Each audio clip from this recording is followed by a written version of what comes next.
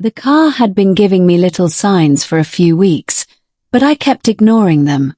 I told myself it was just a minor thing, something that could wait until after the weekend. But as fate would have it, that decision came back to haunt me one chilly evening in late November.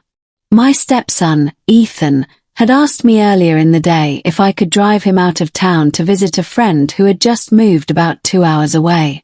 I didn't mind. It gave me a chance to spend some time with him, something I always felt was important since blending families isn't always easy. Ethan was 19, independent, and often kept to himself, but when he asked for my help, I wanted to be there. We started the drive in good spirits, with Ethan controlling the music and me occasionally telling funny stories from my college years. The roads wound through small towns and stretches of countryside, and for a while, everything felt easy and light-hearted. But just as the sun slipped below the horizon, the car gave a lurch, followed by a rattling sound that made my stomach drop. I pulled over to the side of the road and tried to restart it, but the engine groaned and refused to cooperate. Ethan and I exchanged a look that said it all. This wasn't going to be a quick fix. He stepped out with me, both of us shivering as the cold air nipped at our skin. I popped the hood, though I wasn't entirely sure what I expected to find. The steam that hissed out didn't look good. Ethan scratched the back of his neck and said, "Well, this looks bad. Should I call Dad?"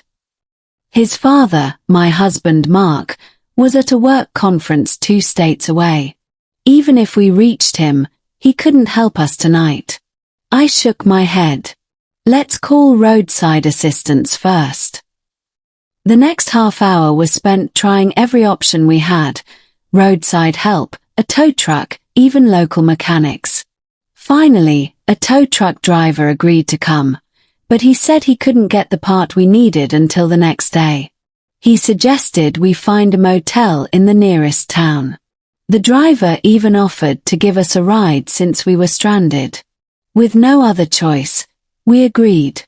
Ethan carried the backpacks we had brought, while I wrapped my coat tighter around me, both of us trudging along with the driver until we reached a small, old-fashioned hotel near the highway. It had the kind of neon sign that flickered like it belonged in a movie, but at that point, it looked like paradise. Inside, the hotel smelled faintly of coffee and pine cleaner. The woman at the front desk gave us a polite but curious smile as I explained what happened. Unfortunately, the hotel only had one available room left. The thought of sharing a room with my stepson wasn't ideal, but there weren't many choices. Ethan looked at me and shrugged as if to say, "We'll deal with it." We got the key and headed upstairs. The room was small but clean. 2 queen beds, a nightstand between them, a television mounted on the wall, and floral curtains that looked like they hadn't been changed since the 80s. I laughed softly, trying to lighten the mood. "Well, it's not the Ritz, but at least it's warm." Ethan chuckled and flopped onto one of the beds. "I've seen worse in movies," he said, already scrolling through his phone. I sat down on the other bed, grateful to be out of the cold and to finally rest. After settling in, I realized how strange the situation was. Here I was, spending an unexpected night in a random hotel with my stepson. Life had a way of throwing surprises at you. I decided to make the best of it.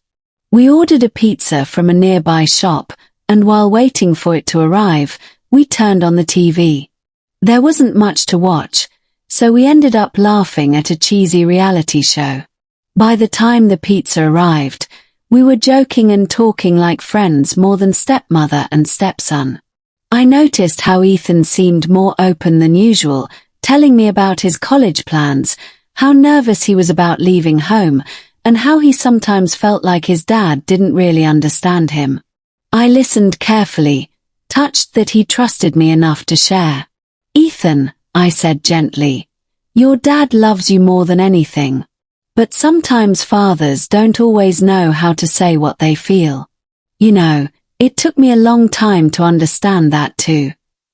He looked at me with thoughtful eyes, nodding slowly.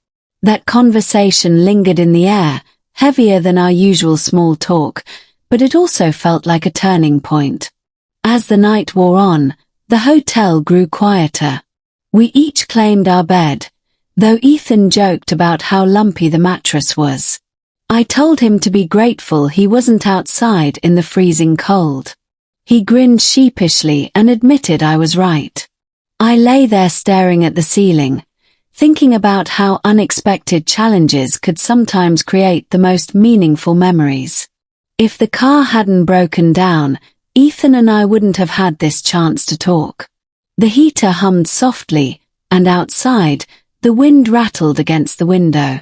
At one point, the power flickered, making the lights dim, and Ethan called out from the other bed, "If this turns into a horror movie, I'm blaming you." I laughed so hard I nearly cried.